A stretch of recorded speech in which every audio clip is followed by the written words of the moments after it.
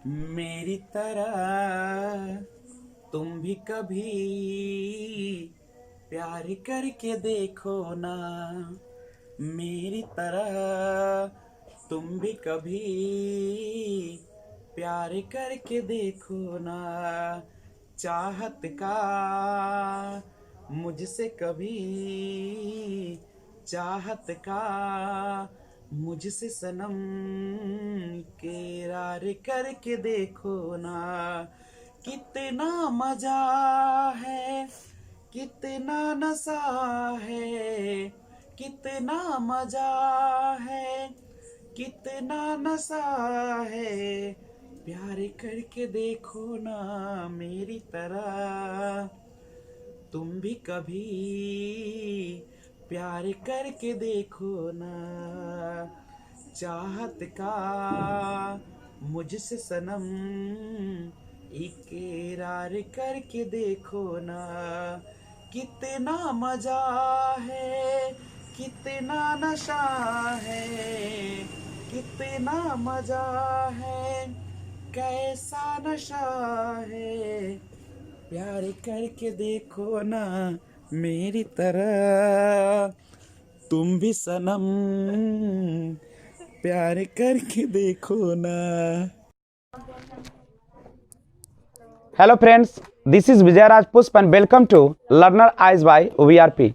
तो आइए आज से हम लोग स्टार्ट करते हैं पूरा फ्रेश क्लास इंग्लिश का। How will you improve your English for competitive exams. तो आइए देखते हैं, सबसे पहले बेसिक नॉलेज लेते हैं इंग्लिश के बारे में कि आखिर अंग्रेजी है क्या। सबसे पहले शुरुआत होती है इंग्लिश। यहाँ पे ये जो स देख रहे होंगे, ये श है आपका तालाब श से स्टार्टिंग है।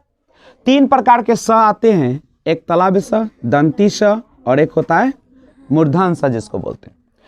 जब इसका साउंड निकालते हैं तो श साउंड निकालते हैं, हवा बाहर आती है और ये जनरली निकलता है और इसमें भी हवा आती है। अब यहाँ पे गौर कीजिए, अगर हम इंग्लिश की बात करें तो सबसे पहले हम यह जाने कि इंग्लिश है क्या। तो इंग्लिश इज अ लैंग्वेज। अंग्रेजी क्या है? एक लैंग्वेज है। लैंग्वेज मीन्स भाषा है।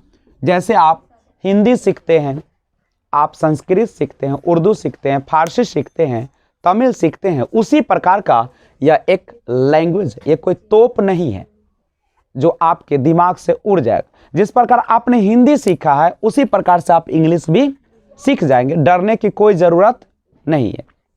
तो आइए, लैंग्वेज है और आपको अच्छी तरीके से पता होगा कि लैंग्वेज होती क्या है, भाषा क्या होती है। तो लैंग्वेज क्या होती है?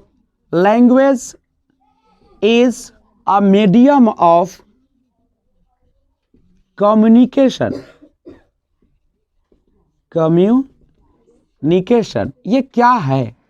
कहता है कि जो ये लैंग्वेज है वह एक प्रकार का कौन चीज है? मीडियम है। मीडियम मीन्स माध्यम है। किस चीज का? कम्युनिकेशन का, संचार का या संवाद का।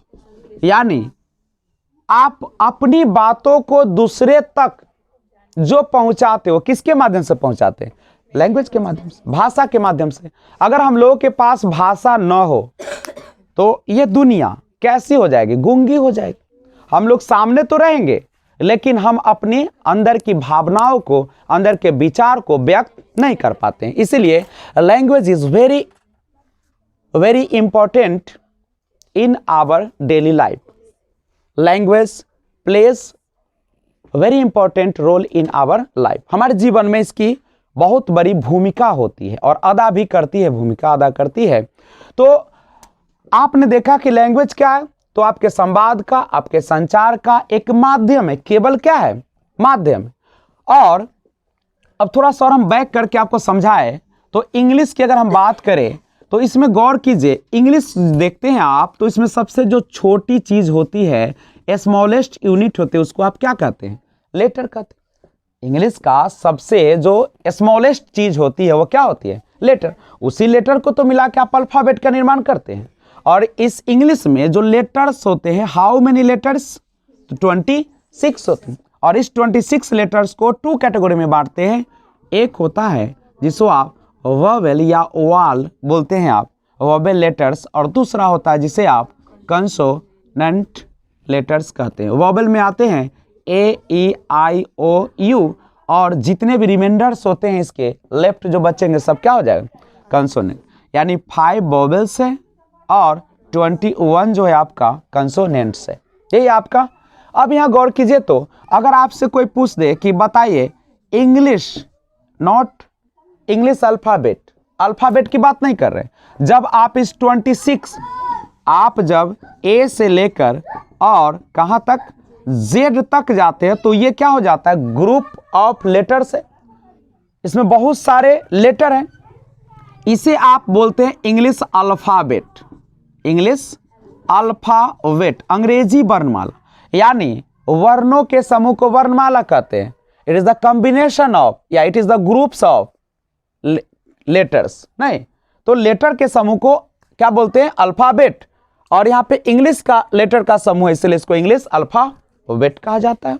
अब इंग्लिश अल्फ़ाबेट, अब इसमें देखिए, तो जब आपने यहाँ पे इंग्लिश लिखा तो इसमें हम लेटर की अगर बात करें, हमने इस वर्ड की बात किया इंग्लिश लेटर, तो इसमें इंग्लिश वर्ड जो है आपका, तो वर्ड है एक प्रकार का, इसमें कितने लेटर है तो वो देखिएगा 2, 4, 6, 7 लेटर की संख्या कितना हो जाएगा, यानी 7 हो जाएगा। वर्ड की बात करें तो ये सिंगल वर्ड है, नहीं 1 हो जाएंगे। सेंटेंस की बात करें तो यहाँ पे कोई सेंटेंस आपका नहीं दिख रहा है, नहीं।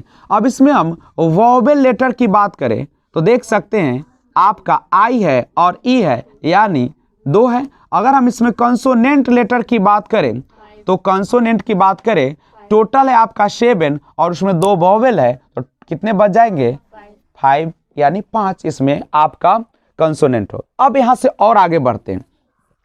अभी आपने जाना कि इंग्लिश क्या है, लैंग्वेज है, बट कैसी लैंग्वेज है, तो इंग्लिश जो है एक आपका, हम सिंपल जो प्रचलित है वो कहते हैं कि इंग्लिश इज एन इंटरनेशनल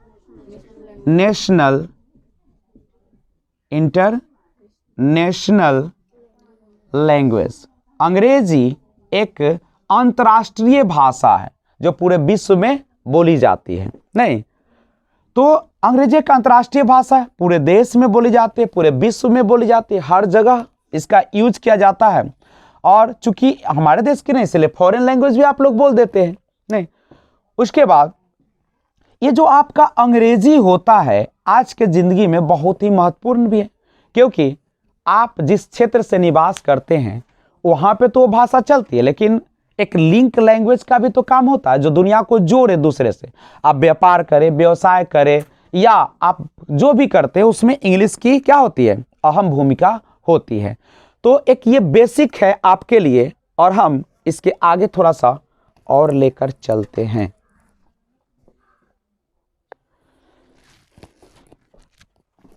तो आइए देखते हैं एक एक लेटर के बारे में और वर्ड के बारे में। सबसे पहले जानिए कि लेटर क्या होता है। तो सिंपल, यह जो होता है smallest unit of English alphabet, यानी अंग्रेजी जो वर्णमाला है उसका अगर सबसे छोटी इकाई की हम बात करें तो वह क्या होता है, लेटर होता है। और आप लेटर को इस तरीके से राइट करते हैं, या स्मॉल होता है अगर तो इस तरीके से आप लिखते हैं। गौर कीजिएगा, ये जो है जिसे आप कैपिटल या ब्लॉक लेटर के नाम से जानते हैं, और यह जो है आपका स्मॉल लेटर कहलाते हैं। तो लेटर क्या होता है, तो अंग्रेजी वर्णमाला की सबसे छोटी जो इकाई होती है उसी को हम लोग क्या कहते हैं, लेटर कहते हैं। दूसरी बात, लेटर को अगर हम हिंदी में जानने का प्रयास करें तो लेटर मीन्स होता है वर्ण, या पत्र भी आप लोग कहते हैं, लेकिन यहाँ पे अंग्रेजी में हम वर्ण की बात करेंगे। उसके बाद अगर लेटर में आपने एस लगा दिया तो चूंकि यहाँ लेटर से एक का बोध करा रहा था, लेटर से एक से ज़्यादा का बोध कराता है। तो एक से ज़्यादा तो होते ही हैं। जैसे मान लीजिए कि आप ऐसे बोलते हैं कि ए इज ए लेटर, ए क्या है, एक लेटर है, वर्ण है।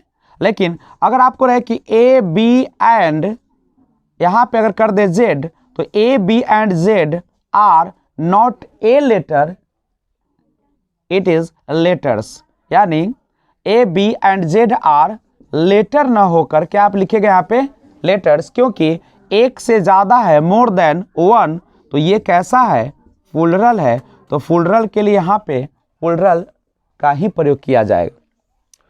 उसके बाद यहाँ पे लेटर्स का एक और मीनिंग आता है, जो स्कॉलर होते हैं, स्कॉलर जिसे आप विद्वान कहते हैं, नहीं, या ज्ञानी जिसको आप कहते हैं, तो उसे भी हम लोग क्या कहते हैं, इस लेटर्स ही बोलते हैं।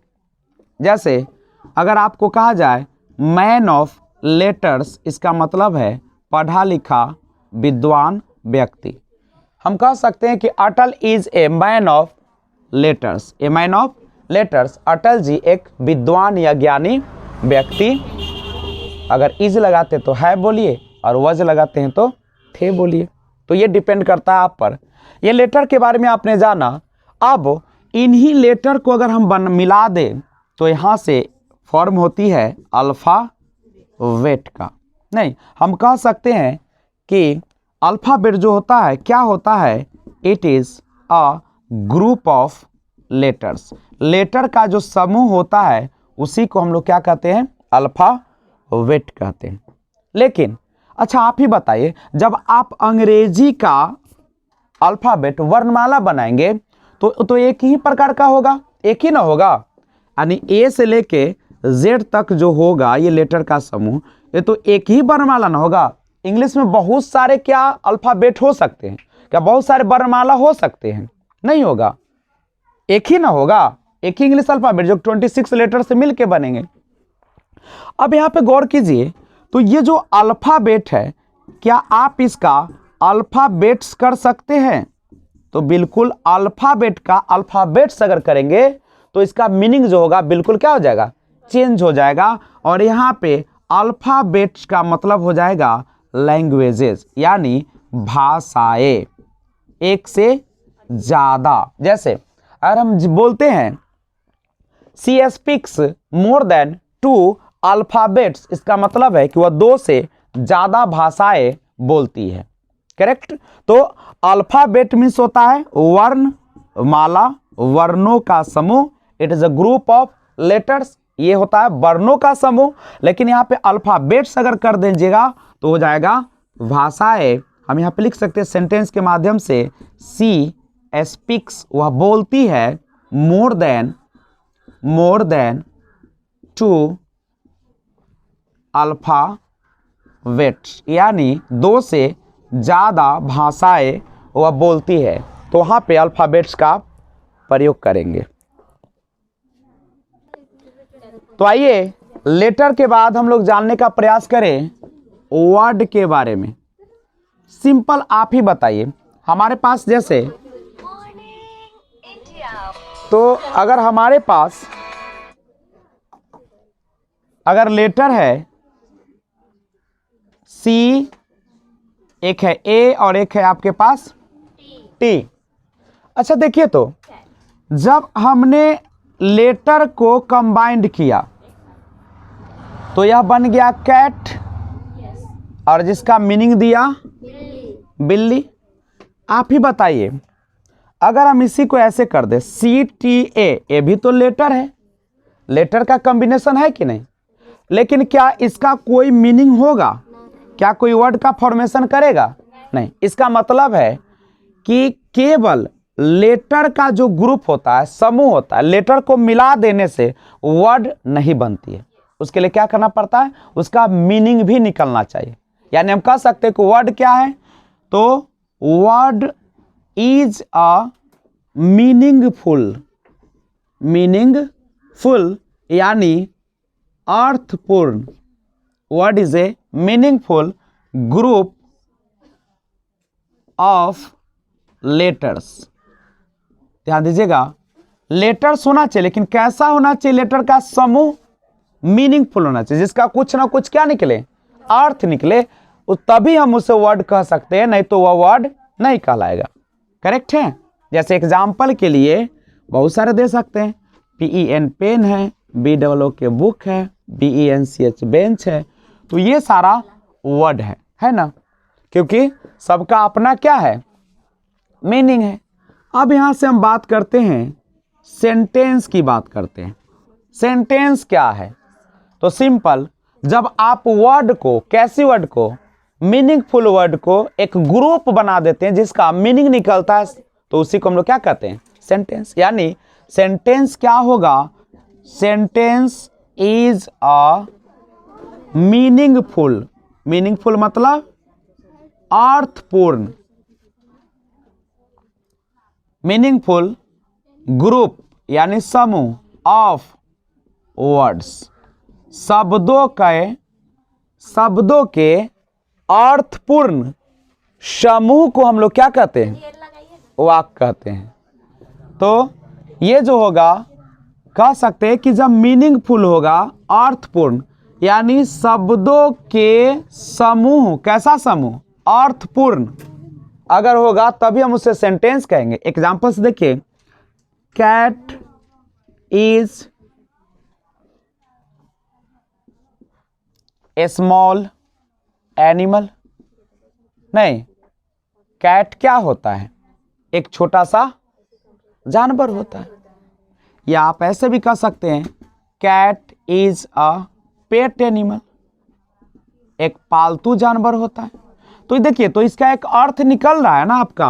और देखिए, कैट मीन्स बिल्ली, इज मीन्स है, ए मीन्स कोई या कोई नहीं, पेट माने पालतू, एनिमल मीन्स जानवर, सबका अर्थ निकल रहा है। जब उसको मैंने मिलाया तो भी तो अर्थ निकला, तो इसे सेंटेंस कहते। लेकिन अगर कोई ऐसे लिख देता, इज कैट रैट फैट, अब बताइए क्या इसका कोई अर्थ निकलेगा? तो क्या सेंटेंस कहलाएगा? नहीं कहलाएगा। उसके बाद जब आप सेंटेंस के जो समूह होता है तो उसे हम लोग कहते हैं पैराग्राफ कहते हैं। जब बहुत सारे सेंटेंस बन जाए, बहुत सारे सेंटेंस मिल जाए, जैसे आपने सेंटेंस लिखना शुरू किया, ऐसे लिखना शुरू करते हैं ना आप लोग, ऐसे लिखते हैं ना, गाय पर, दीपावली पर। तो ये जो सेंटेंस बहुत सारे मिल के जो एक बनाते हैं, उसी को हम लोग क्या कहते हैं, पैराग्राफ कहते हैं, या इसी को हम कहते हैं पैसेज कहते हैं। तो अब हम लोगों ने बेसिक क्लास का बेसिक जानकारी लिया। इसके पहले मैंने एक वीडियो अपलोड किया था जिसमें सिलेबस बताए थे कॉम्पिटिटिव एग्जाम के लिए इंग्लिश का, तो वह वीडियो देख लीजिएगा, काफ़ी इंपॉर्टेंट है कि पढ़ना क्या आपको। उसके बाद मैंने बेसिक क्लास दिया और अगले वीडियो से लेकर आता हूं बिल्कुल फ्रेश चैप्टर। और सबसे पहला चैप्टर जो आपके सामने स्टार्ट होगा उसका नाम है आर्टिकल। तो सबसे पहले हम लोग आर्टिकल पढ़ेंगे। फर्स्ट वीडियो है ये, सेकेंड वीडियो मैंने डाला है, अब थर्ड वीडियो में आर्टिकल पढ़ेंगे। उसके बाद कॉम्पिटिटिव एग्जाम्स का इंग्लिश बिल्कुल शुरुआत हो जाएगी। तब तक अगर आपको यह वीडियो अच्छा लगा है तो सबसे पहले इस चैनल को सब्सक्राइब कर दे और शेयर करना ना भूले, और बेल आइकन को ऑल पे जरूर प्रेस कर दें। और ऑल पर प्रेस करते समय एक ध्यान रखेंगे, जैसे ही आपका लाल रंग का यहाँ पे सब्सक्राइब दिखेगा उस पर क्लिक कीजिएगा, यह आपका ब्लैक हो जाएगा और बगल में 3 ऑप्शन आएगा, ठीक है, बेल आइकन का। आप सबसे ऊपर वाले पर ऑल प्रेस करेंगे, इस पर 2 ऐसा चढ़ जाएगा, ठीक है। तो जब भी मैं वीडियो अपलोड करूंगा सबसे पहले आपको नोटिफिकेशन मिल जाएगा। तब तक take care, be enjoy, thanks for watching.